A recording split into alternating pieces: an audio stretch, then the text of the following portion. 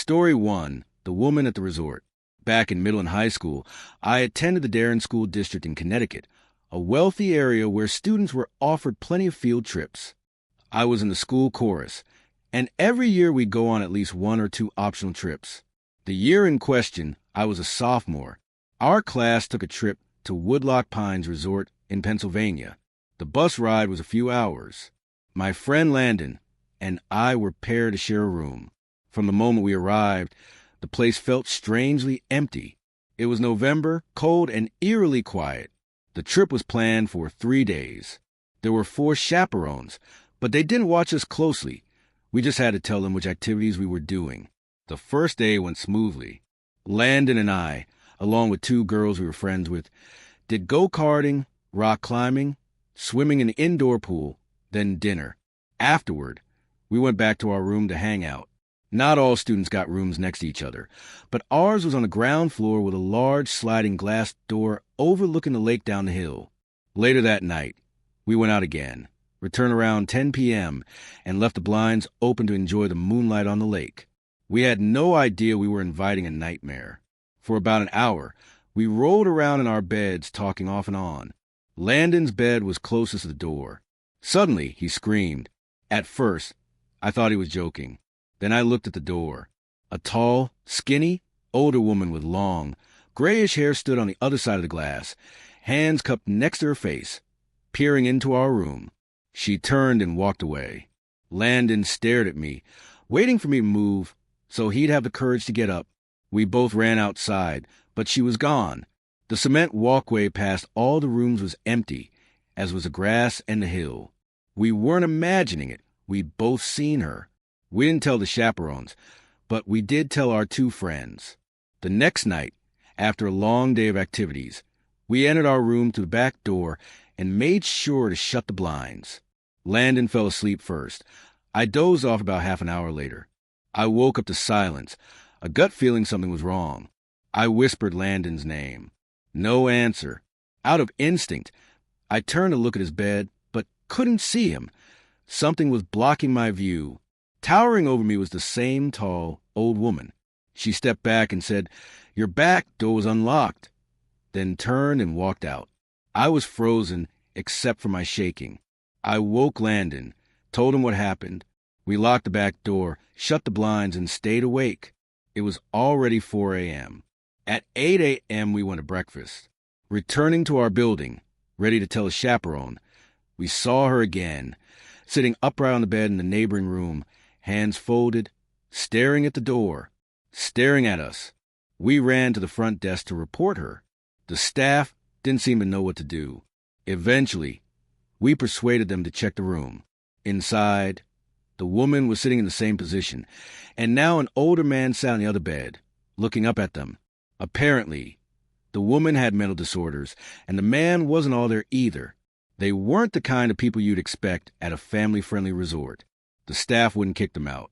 We told our chaperones, and after a lot of arguing, the trip ended early. Landon and I were just glad to leave. Story 2. The Man at the Zoo. When I was in 4th grade, my class went on a field trip to a rural zoo about an hour away. It was a cloudy day with occasional raindrops. The zoo was small but kid-friendly, with mostly smaller animals. Nothing exotic. There was a large building with taxidermied animals and other displays. I don't remember much of it now, but I do remember this. I was a weird, antisocial kid back then. While the group toured the building, I slipped into a bathroom without telling anyone. When I came back out, the hallway was empty. I wandered down a hallway we hadn't visited yet. I still vividly recall the dim, moody lighting and the scarlet-red carpets. My 8-year-old imagination was running wild, seeing all the stiff, lifeless animals behind glass. Then I saw a man clearly hiding behind a stack of chairs. I laughed, thinking he was joking. He stepped out, asked where the group went. I said I didn't know. He grabbed my hand and told me to follow him. I thought he was taking me back to the group. Instead, he led me out an exit door to the back of the building, dumpsters, benches, woods. His grip tightened, tugging harder, pulling me toward the trees. I didn't scream. I just felt sick with fear. Then a woman screamed at the top of her lungs. one of the teachers, on the other side of the fence. The man let go and bolted into the woods. Moments later, teachers came running, yelling at me but also comforting me. They called my parents. The trip ended immediately. The owners called the cops. We boarded the buses to leave. As my bus pulled out of the lot, I saw the man crouched in the woods near the road, hiding behind a branch, watching the buses pass. I stayed quiet. Maybe too shy, maybe too shaken. The other kids looked at me weird on the ride back, but I didn't care. I just hoped that man never succeeded in snatching another child. Story 3, The Abandoned Village. In high school, I took a class about mysteries and mythology, real-life mysteries, creepy stuff. My friend, I'll call him Ben, took it with me. Our teacher brought us on a field trip to a nearby abandoned village. The village was built in the early 1900s, but quickly deserted.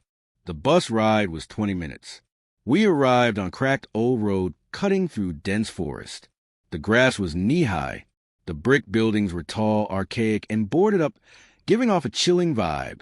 The teacher lined us up, counted heads, and began the tour.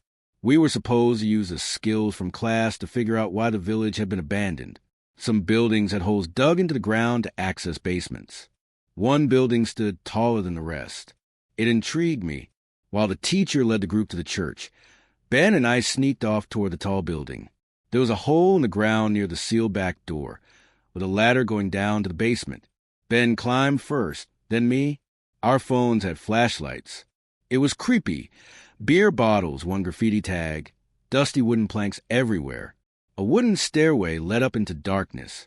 All doors and windows above were sealed. We'd already come this far, so we went up. Each step creaked like it might collapse.